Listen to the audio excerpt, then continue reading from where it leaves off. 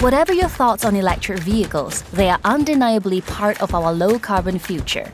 The industry is expanding on a massive scale, akin to the invention of the wheel or the shift from horse-drawn carriages to the combustion engine, both of which have profound implications for humans and the planet. But how much do we know about the impact of electric vehicles? And is the EV revolution as good for everyone as we're being told?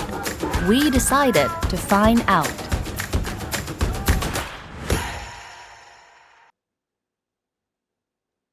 Electric cars were already around in 1889, running up to 80 miles on a single charge and reaching a speed of 25 miles per hour.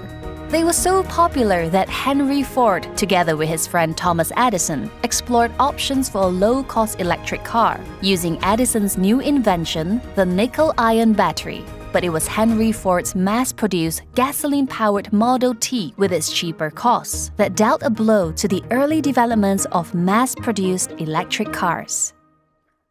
Around the world, burning fossil fuels makes air pollution much worse and amplifies health and environmental harms. To address this, countries are phasing out gas-powered vehicles. Today, nearly 1 in 4 cars sold is electric. This year, what we're expecting is around 18 million electric vehicles to be sold globally. Now that's up from 14 million last year. So that's around 30% growth annually. If you look further back, that kind of growth rate has been happening the last 5-10 years. Looking ahead then, by 2030, what we're expecting is around 50 million electric vehicles to be sold. So that is more than doubling electric vehicle production. We know that if all cars were electric, we'd be able to reduce CO2 emissions by 18%, which absolutely needs to happen for a fast energy transition. To understand the impact this growth will have, we first need to understand what electric car batteries are made of. Batteries used in electric vehicles are a specific type of battery. They are lithium-ion batteries. The clue's in the name, there is lithium in there. Outside of lithium, there's all sorts of different metals, depending on the chemistry of the batteries. But I would say the key metals and minerals are generally lithium, nickel, cobalt, and graphite. At the moment, what we're predicting is there will be a surplus, which means there'll be more supply than demand. But if you look further ahead, demand could outstrip supply. So you need to invest in enough supply to meet that demand, which means more mines. So, the energy transition will rely on mining, more mining. But how is this done, and how transparent are the car companies about how minerals needed for these batteries are mined and processed? Most of the media attention has focused on cobalt since Amnesty International first exposed the human rights abuses in that industry. But the other minerals being mined to make car batteries also have massive impacts on people around the world. For example, nickel. Car manufacturers are in a race to find as much available nickel as quickly as possible. But these mines often pollute the environment, cause deforestation, and displace communities. Palawan is a beautiful island located in the Philippines, a country that is the second largest producer of nickel after Indonesia, and the communities here are directly affected by nickel extraction. Tapos, hindi po kami nagiging dayuhan sa lugar namin nung wala pang minahan. Sa ngayon naman po, paparating pa lang kami sa aming tanging pangarap lang po namin yung aming karagatan na pagkunan ng hanap buhay. Sa kabundukan, kung saan doon kami naghahanap buhay, nagkakuha din kami ng mga kung ano-anong mga halamang gamot. Sa ngayon po, nagkaroon ng minahan, naging malungkot po ang buhay namin dito kasi kung saan nakikita na po namin na apektado na po talaga kami. Una po ako, nawalan na po talaga ako ng trabaho at yung aking hanap buhay, hindi ko na po minsan maisip kung saan ako kukuha ng pagkain namin kasi wala na po akong nakuha doon sa may pantalan, kunti latak ng minahan nila. Yung latak ng putik ang nakukuha ko, hindi na po lobster. Naiyak na ako, ayaw ko na.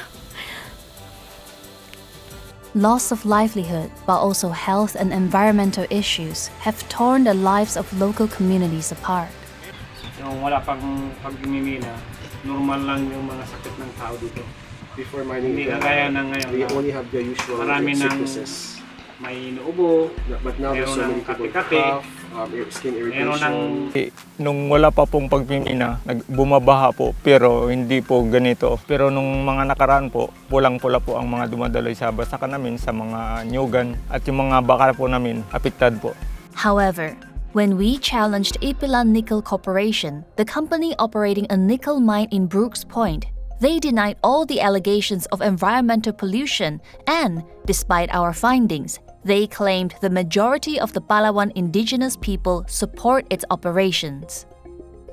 Between the material being extracted from the ground and it ending up in an electric vehicle, it will go through numerous companies and then quickly spreads out into a web, a supply chain. So tracing that material all the way through that supply chain is incredibly difficult.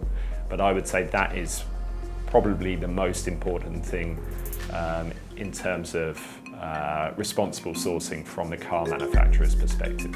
Until companies are more transparent about their supply chains, it's impossible to tell exactly which companies are using nickel from places like the Philippines, where human rights are being impacted.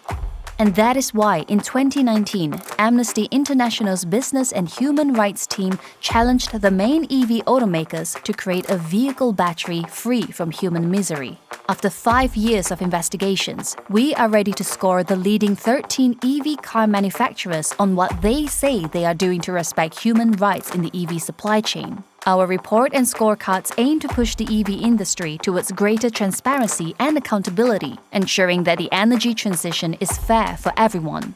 How did we do it? We checked what car makers have promised to do on their website and in their publicly available documents. Most of them say they know what needs to be done, but actions speak louder than words. Are they really identifying, evaluating, and working to prevent the human rights abuses in their supply chain? Unfortunately, none of the companies has been given our green light yet. Because while some companies perform better than others, none of the 13 companies Amnesty assessed demonstrates in its reporting that it fully meets its human rights due diligence responsibilities.